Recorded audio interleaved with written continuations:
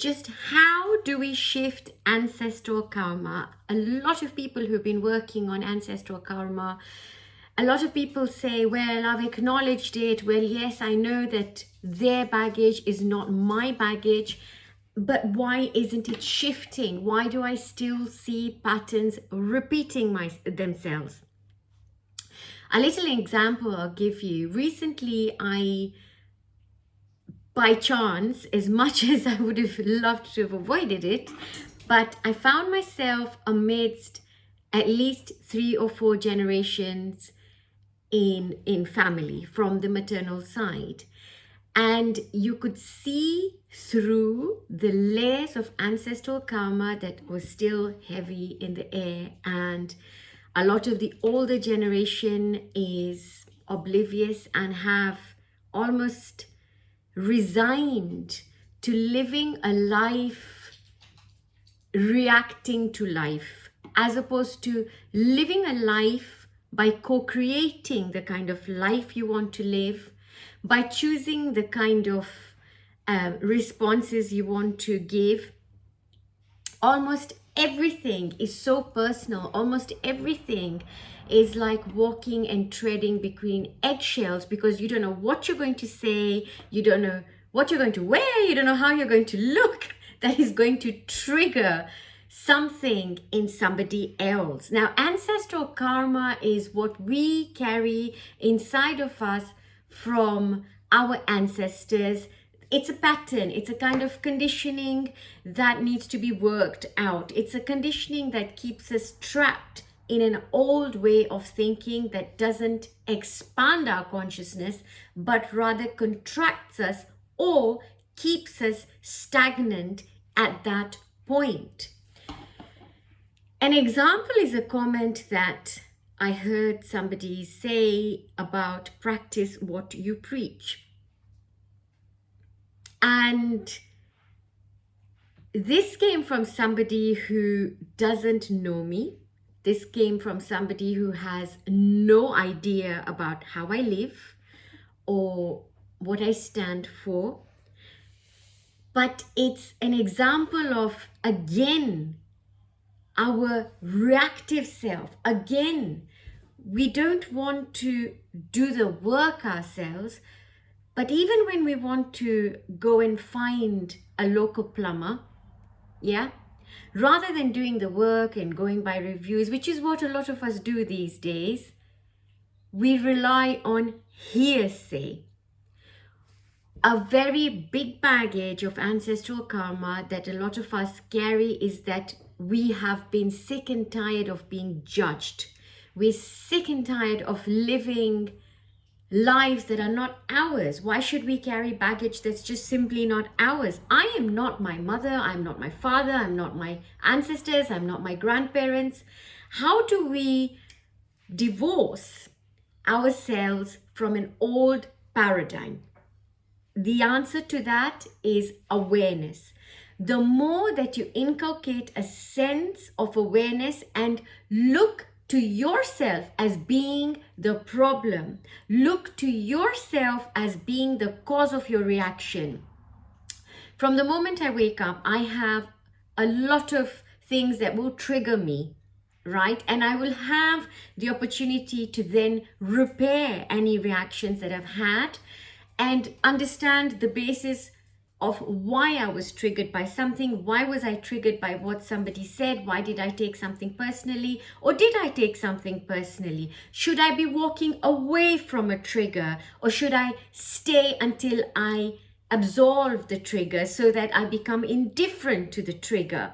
So that's how tricky it is. And wherever we are on our ancestral karma, and ancestral karma feeds into every aspect of our life. Now, if you have a poverty contract, if you were born money poor, if you were born in a family that always worked really hard, chances are that you're exactly doing that. Even if you set out promising that I will never be like my family, I will never work hard, I will never have to work like a donkey, but that you really want to change things and you still haven't, this lay in our subconscious, not even subconscious, in a place that is completely unknown to us, a place that you can only really ever reach when you meditate.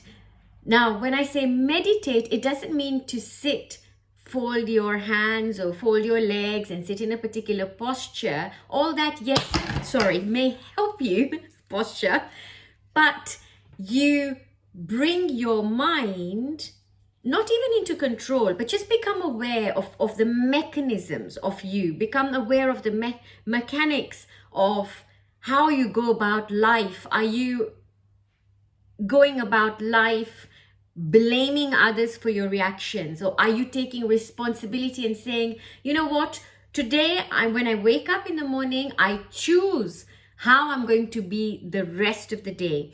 Having a child is the biggest gift on this journey, because they will push your buttons, but they are precisely doing that because they are behaving age appropriately. But it is the adult that is not behaving age appropriately because we missed out on regulators at our level when we were going through that stage. So this is something that is not that you can, just pick a book and read yourself and say, oh, okay, so at paragraph A of Mama Key, this is how she's going to be. And if you go to the contents page, if you go to your index, this is unfortunately that it doesn't really work like that.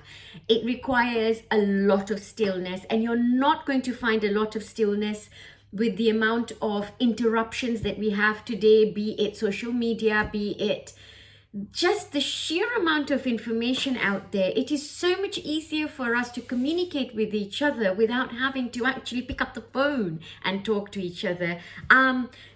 You'd rather leave an audio message to somebody, and we are there because we crave privacy right now. We crave space. We crave that distance.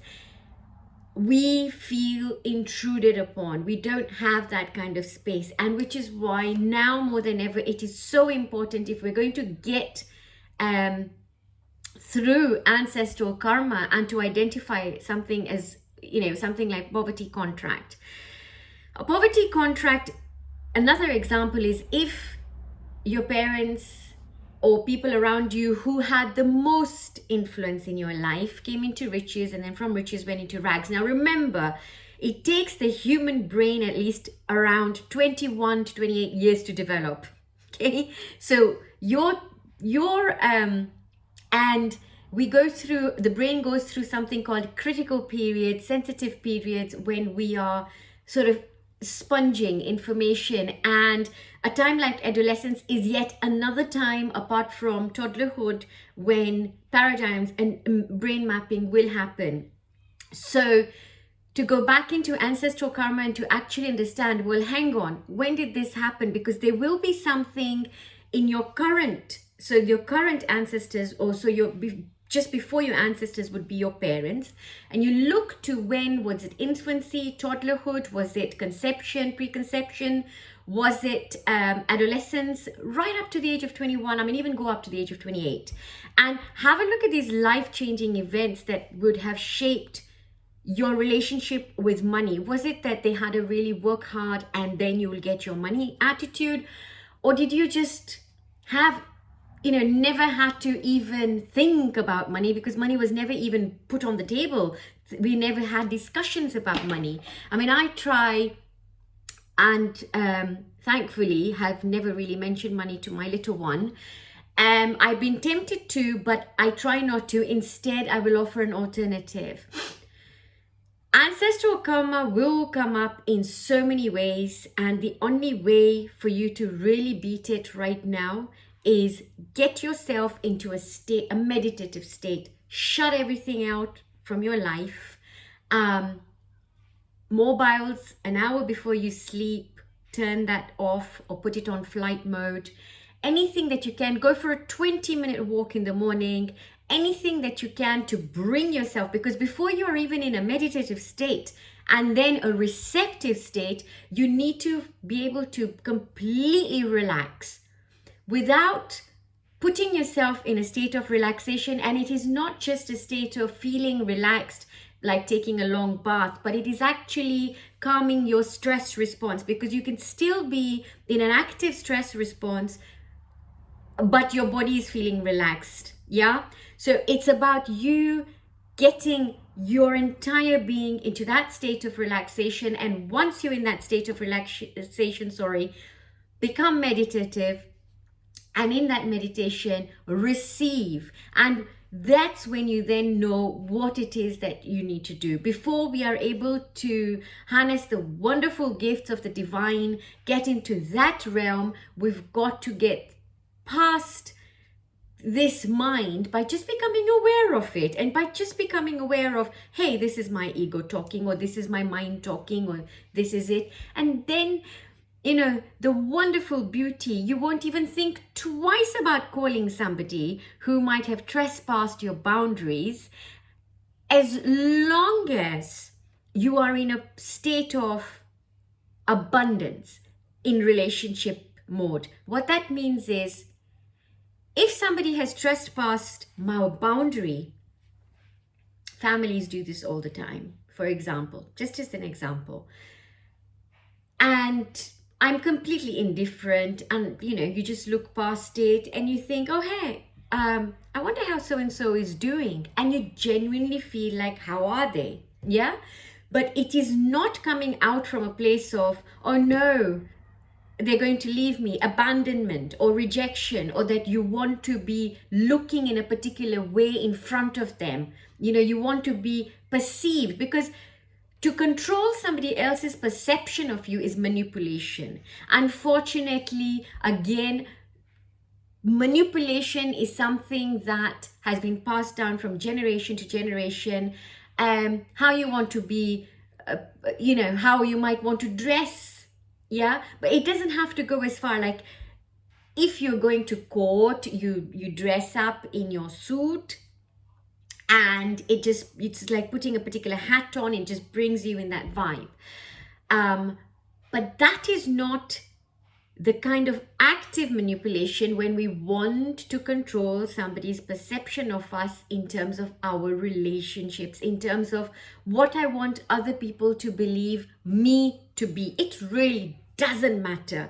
The only thing that will ever matter is, what do you believe yourself to be, and everything will be falling into place for you. But the one thing that, brace yourself when you're dealing with ancestral karma, become comfortable living alone if need be, walking away from toxic relationships if need be.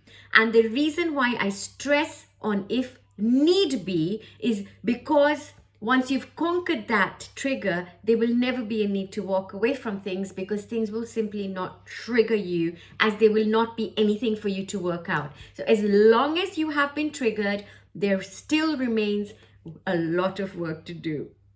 Lots of love and hugs and kisses.